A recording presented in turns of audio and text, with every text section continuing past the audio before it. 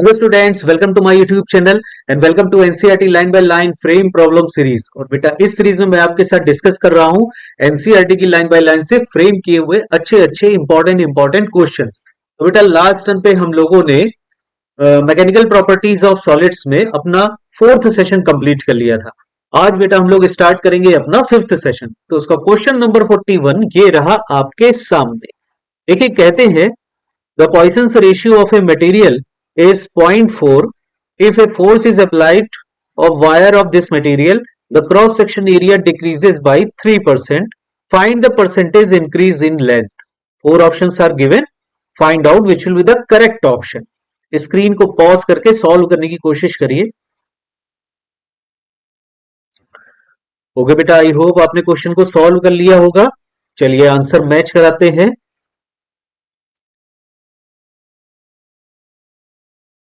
देखिए हमें गिवन है सिग्मा की वैल्यू 0.4 के इक्वल है और गिवन है कि एरिया में परसेंटेज डिक्रीज 3% है, मतलब delta A upon A into 100 ये वैल्यू 3% के इक्वल दे रखी।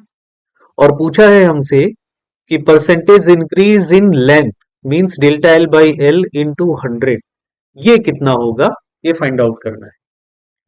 ठीक है, तो देखिए जो एरिया हमें गिवन है इसकी हेल्प से हम परसेंटेज चेंज इन रेडियस निकाल सकते हैं, क्योंकि एरिया इज इक्वल टू होता है पाई आर स्क्वायर।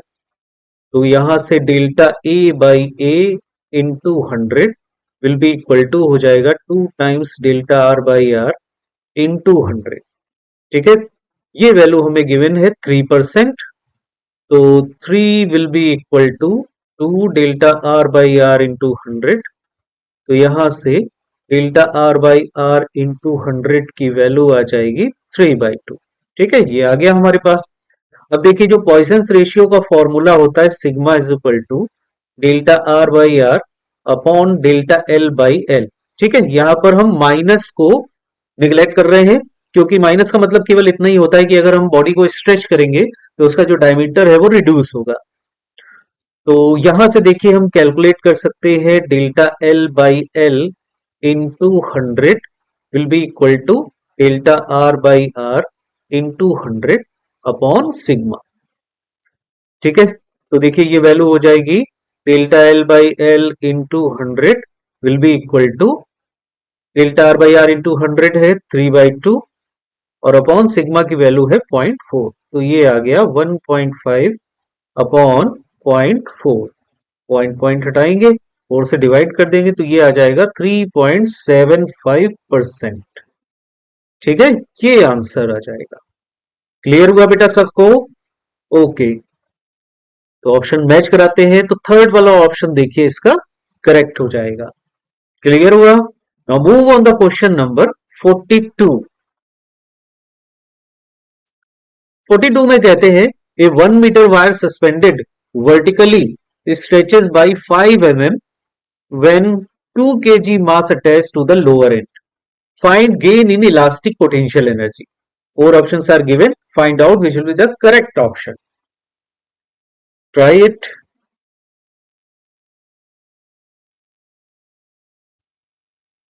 ओके बेटा, आई होप आपने ये भी क्वेश्चन सॉल्व कर लिया होगा। चलिए इसका आंसर भी मैच कराते हैं हम लोग।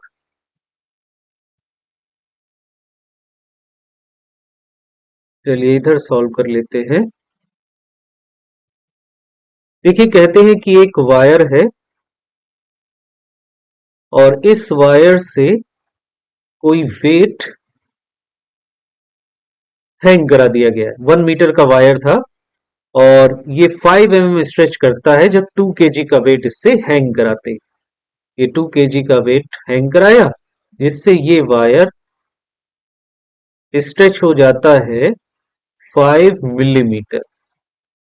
ठीक है, 5 मिलीमीटर स्ट्रेच हो जाता है 2 kg का वेट हैंग कराने पर। तो gain in elastic potential energy find out करना है। तो देखिए जो gain in elastic potential energy होती है या वर्क डन जो वायर के ऊपर होगा, इसकी वैल्यू आती है half F delta L.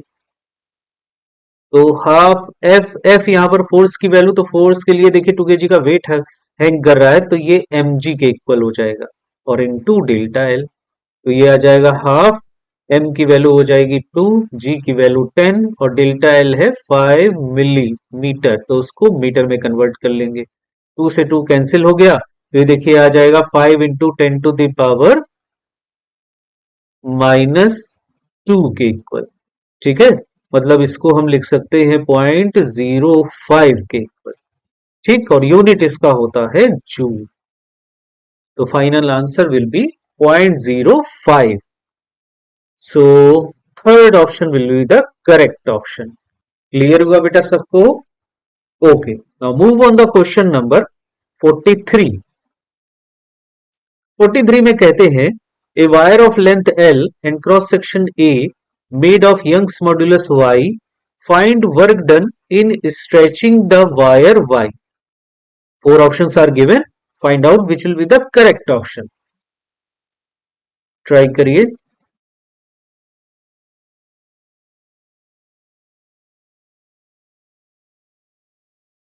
Okay, I hope ये भी क्वेश्चन आपने सॉल्व कर लिया होगा। चलिए आंसर मैच कराते हैं बेटा इसका। देखो इसमें कहते हैं एक वायर है L लेंथ का, क्रॉस सेक्शन एरिया उसका A दे रखा है और यंग्स मॉड्यूलस Y का। सपोज कर लेते हैं ये वो वायर है, इसका क्रॉस सेक्शन एरिया दे रखा है A का, लेंथ है L की, यंग्स मॉड्यूलस है Y का। ठीक है, तो वर्क डन निकालना है इन stretching the wire Y। Y stretch करने पर कितना वर्क डन होगा। ठीक है, तो देखो अभी अभी हम लोगों ने कैलकुलेट किया कि जो वर्क डन की वैल्यू आती है या जो पोटेंशियल एनर्जी स्टोर्ड होती है वो होता है half F into delta L के। ठीक है, तो एफ यहां पर क्या है, वही फोर्स है जो इसको स्ट्रेच कर रहा है। तो देखिए y इज इक्वल टू होता है एफ एल अपॉन ए डेल्टा एल। तो यहां से f की वैल्यू को हम लिख सकते हैं Y A delta L by L. इस वैल्यू को अगर हम यहां पर पुट अप कर दें तो देखिए ये बन जाएगा हाफ वाई ए delta L upon L into delta L. तो ये वैल्यू आ जाएगी हाफ वाई ए delta L square upon L. ठीक है, तो बस यही वैल्यू आ रही है, ये बन जाएगी हाफ वाई ए स्मॉल ए इसमें दे रखा है और डेल्टा एल की जगह वाई एक्सटेंशन दे रखा है, तो वाई स्क्वायर अपॉन एल। तो ये ऑप्शन करेक्ट हो जाएगा। चलिए मैच कराते हैं। तो वाई ए वाई स्क्वायर अपॉन 2l। ठीक है, ये वाला ऑप्शन करेक्ट हो जाएगा, सेकेंड ऑप्शन। क्लियर हुआ बेटा सबको? Okay, now move on the question number 44। 44 में कहते हैं find the work done per unit volume to stretch the length of area of cross section 1 millimetre square by 3%। y की value हमें दे रखी है 6 into 10⁻⁸। Four option are given, find out which will be the correct option.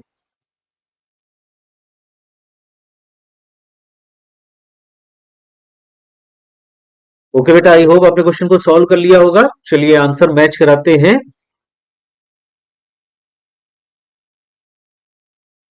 देखिए इसमें कहते हैं कि work done per unit volume निकालना है, मतलब एनर्जी डेंसिटी जिसको बोलते हैं ना U, वो कैलकुलेट करनी है। ठीक, और स्ट्रेचिंग दे रखी है 3% की, क्रॉस सेक्शन एरिया भी दिया हुआ है ये A का 1 मिलीमीटर स्क्वायर, और चेंज इन लेंथ दे रखा है, फ्रैक्शन चेंज इन लेंथ 3%। तो ये देखिए हो जाएगा delta L by L into 100, ये हमें गिवन है 3%। क्रॉस सेक्शन एरिया दे रखा है 1 मिलीमीटर स्क्वायर और यू निकालना है हमको। ठीक है, और y की वैल्यू भी गिवन है हमें, y भी गिवन है, कितना है 6 इंटू 10⁸ न्यूटन पर मीटर स्क्वायर। ठीक है, तो देखिए हमें अगर एनर्जी डेंसिटी निकालनी है तो एनर्जी डेंसिटी के लिए हमें y की जरूरत पड़ेगी और ये delta L by L strain की जरूरत पड़ेगी, क्योंकि एनर्जी डेंसिटी का फॉर्मूला होता है हाफ वाई इंटू स्ट्रेन का स्क्वायर।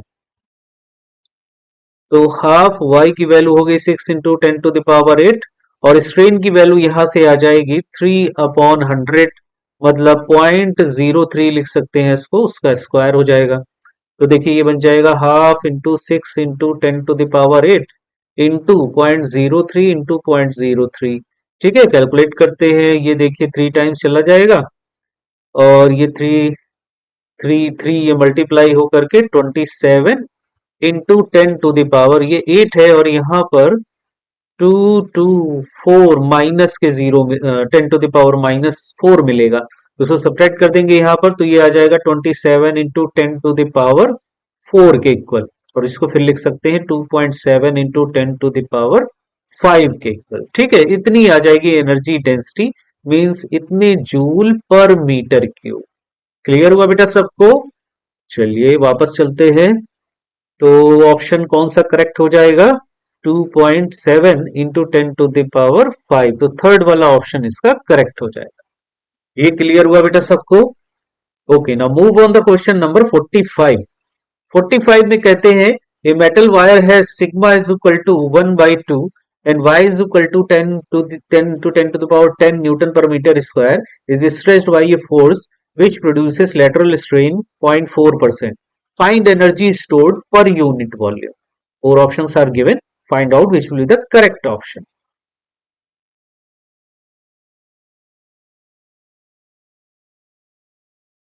ओके, आई होप आपने क्वेश्चन को सॉल्व कर लिया होगा। चलिए आंसर मैच कराते हैं। देखिए कहते हैं मेटल वायर है जिसका सिग्मा दे रखा है हमको 1/2, सिग्मा की वैल्यू हमको पता है और y की वैल्यू भी गिवन है, y इज इक्वल टू दे रखा है 10 इंटू 10⁻10 न्यूटन पर मीटर स्क्वायर, ये भी गिवन है। और लेटरल स्ट्रेन हमें गिवन है, लेटरल स्ट्रेन का मतलब डेल्टा आर बाई आर और इंटू 100, क्योंकि परसेंट में वैल्यू गिवन है, कितनी है? 0.4%, तो ये भी हमको गिवन है। और अब हमको निकालनी है energy density, find energy stored per unit volume.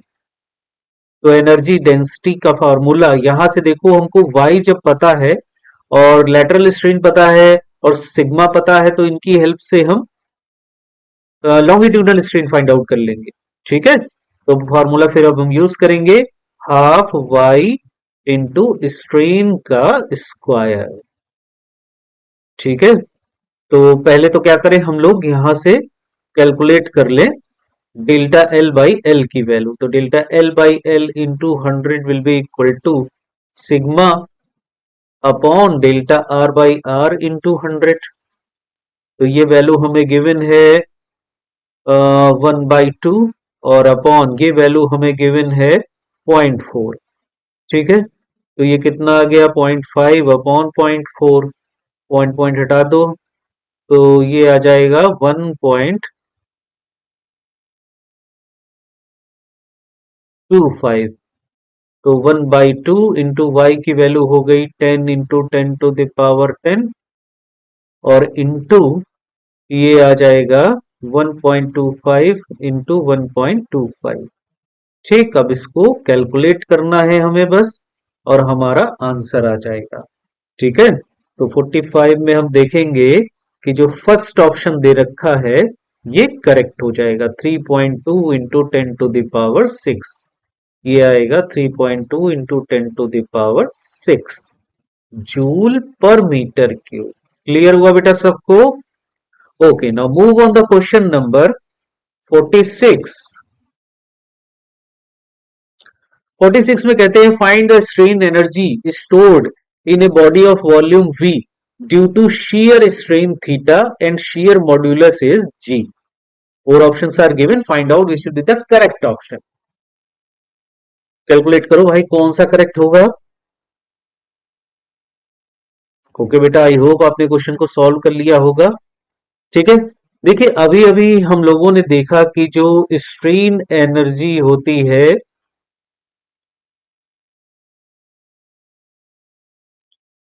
U is equal to energy density को कह सकते हैं, तो ये वैल्यू होती है हाफ y इंटू स्ट्रेन का स्क्वायर।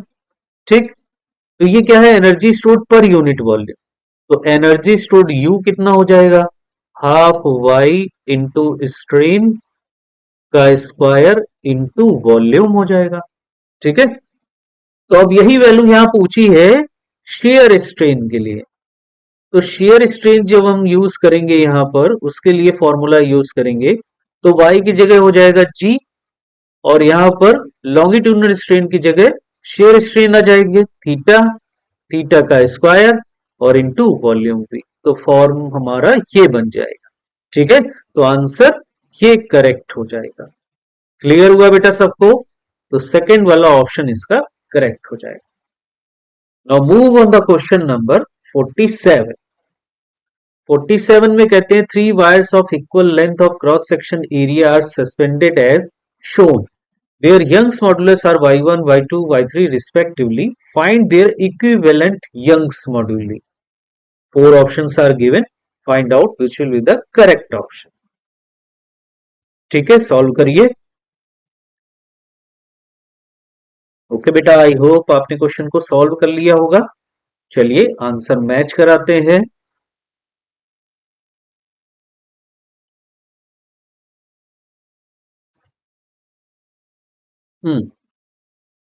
देखिए ये थ्री वायर्स दे रखे हैं जिनसे एक वेट हैंग कर रहा है। ठीक है, सपोज दैट ये वो वेट है जो इनसे हैंग कर रहा है।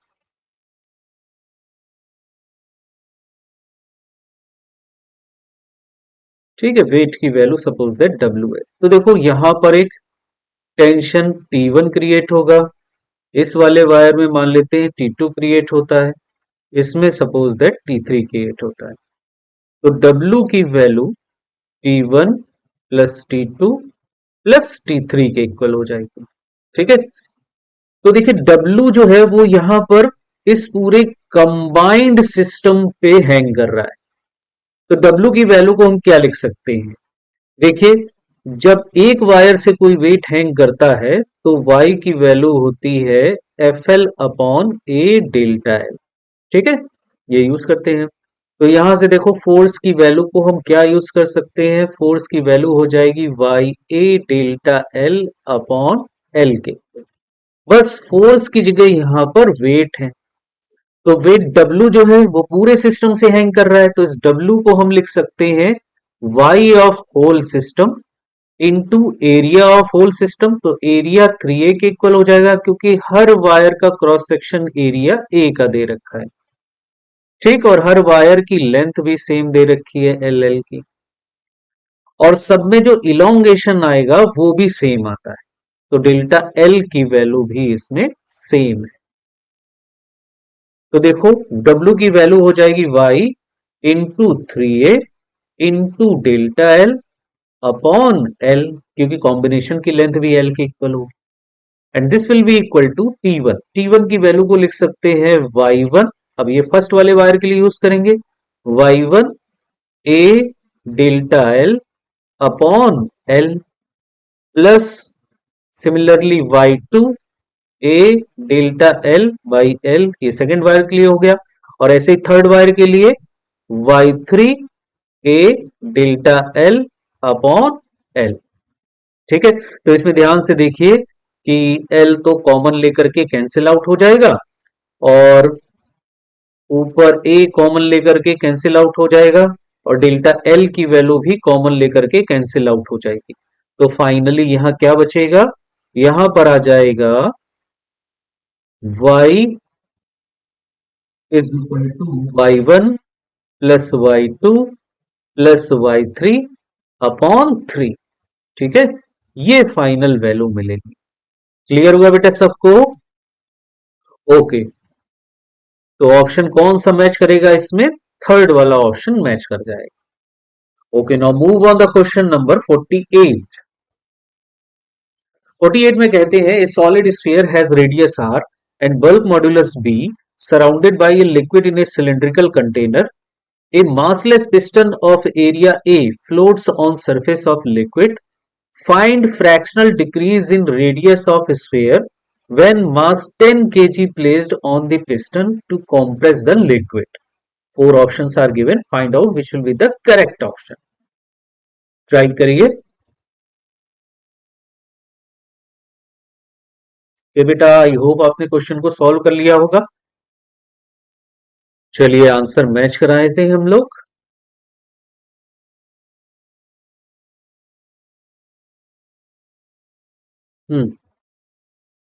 क्वेश्चन नंबर है हम लोगों का 48. तो देखिए 48 में कहते हैं कि एक सिलिंड्रिकल वेसल है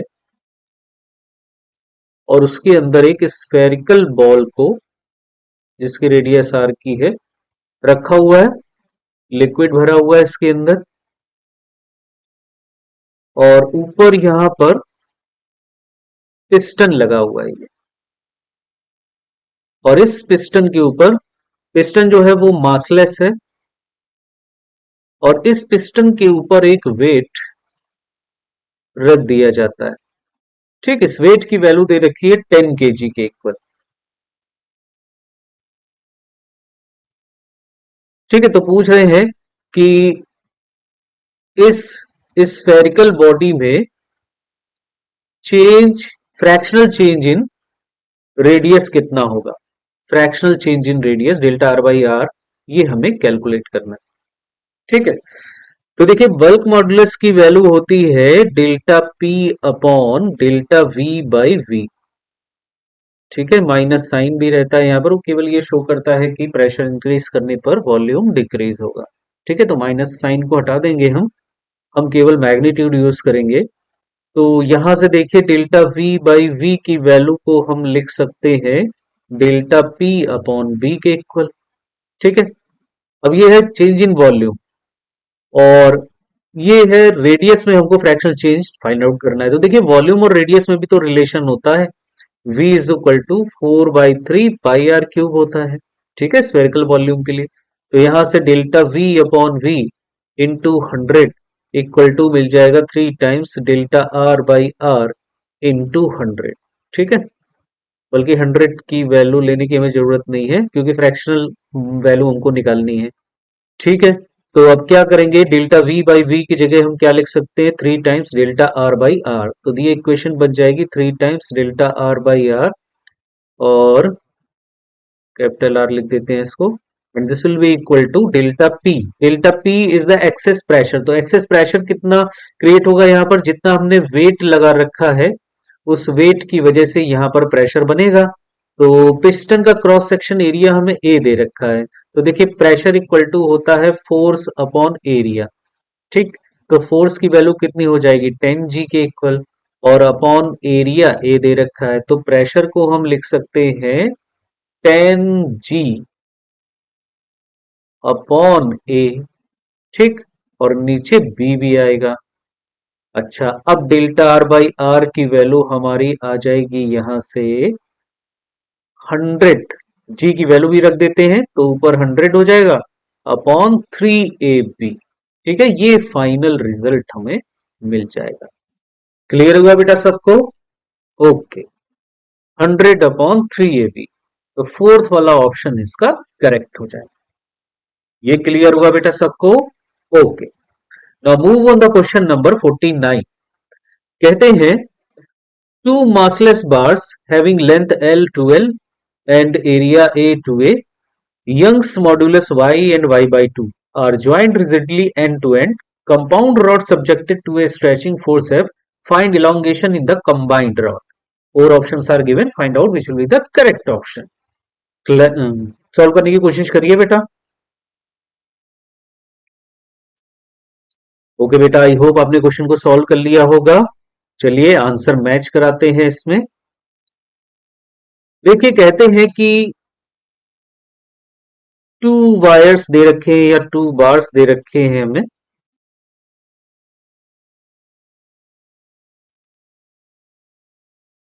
इसकी लेंथ L की और क्रॉस सेक्शन एरिया A का है. इसकी लेंथ 2L की है और क्रॉस सेक्शन एरिया 2A का दे रखा है.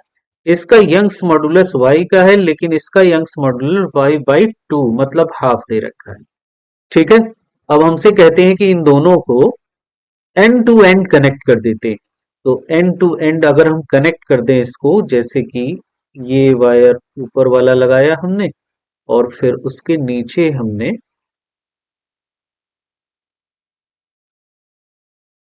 ये वाला वायर कनेक्ट कर दिया। ठीक, ये 12 लेंथ का है, एरिया है 2a का, यंग्स मॉडुलस y/2, ये L वाला है, क्रॉस सेक्शन एरिया है a का, यंग्स मॉडुलस y, और यहाँ पर स्ट्रेचिंग फोर्स हम F क्रिएट कर रहे हैं। तो देखिए ये F जो लग रहा है, अब ये बार जो है वो मासलेस है, तो जब ये मासलेस होंगे बार, तो जो पूरा टेंशन है वो नीचे से ऊपर तक ट्रांसफर हो जाएगा। ठीक है, जैसे मासलेस स्ट्रिंग होती थी न्यूटन्स लॉ ऑफ मोशन में, हम लोग देखते थे कि पूरी स्ट्रिंग में टेंशन सेम रहता था, तो वैसे ही यहाँ पर इसमें भी F का फोर्स लगेगा और इस ऊपर वाले बार में भी F का फोर्स लग रहा हो। ठीक है, तो इस वाले में मान लेते हैं डेल्टा L1 का एक्सटेंशन आता है, इसमें डेल्टा L2 का एक्सटेंशन होता है। तो डेल्टा L1 की वैल्यू हो जाएगी, डेल्टा L1 की वैल्यू हो जाएगी F, फोर्स की वैल्यू, ठीक, लेंथ इसकी है L, और अपॉन कितना आएगा ए वाई, तो A इसका है A और Y की वैल्यू है Y। इसी तरीके से डेल्टा L2 की वैल्यू हो जाएगी F, लेंथ इसकी है 12 upon A, cross section area है 2A का, और Y इसका है Y/2। ठीक है, तो ये 2 से 2 तो कैंसिल हो गया, ये 2 ऊपर आ जाएगा, तो ये बन जाएगा 2FL अपॉन AY। तो delta L1 plus delta L2 की वैल्यू आ जाएगी 3FL अपॉन AY के इक्वल। ठीक है, ये क्लियर हुआ बेटा सबको?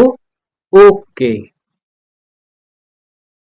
सो second option will be the correct option. बेटा now move on the question number 50।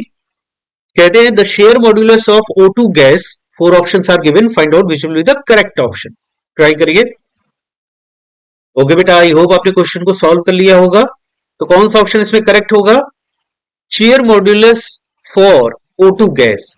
देखिए एक चीज ध्यान रखिए, एक तो शेयर मॉड्यूलस हुआ और एक यंग्स मॉड्यूलस हुआ, ये दोनों जो होते हैं वो केवल सॉलिड के लिए डिफाइंड होते हैं, और जो बल्क मॉड्यूलस होता है वो इन तीनों के लिए डिफाइंड होता है, सॉलिड लिक्विड गैसियस। ठीक है, तो शेयर मॉड्यूलस दे रखा है, तो O2 गैस के लिए क्या हो जाएगा? ये 0 हो जाएगा। ठीक है, क्लियर हुआ बेटा सबको? ओके, आई होप आज का आपको सेशन बहुत पसंद आया होगा। तो पसंद आया हो तो लाइक और सब्सक्राइब जरूर कर दीजिएगा। मिलते हैं बेटा आप नेक्स्ट टर्न पर नए चैप्टर के साथ। तब तक के लिए बेस्ट ऑफ लक। और हाँ, मेरे जितने पुराने वाले जितने भी पुराने वाले वीडियो हैं वो बेटा जरूर देख लीजिएगा, उसमें भी मैंने बहुत अच्छे अच्छे क्वेश्चन फ्रेम करके डाले हुए। ठीक है, ओके बेटा, बाय बाय।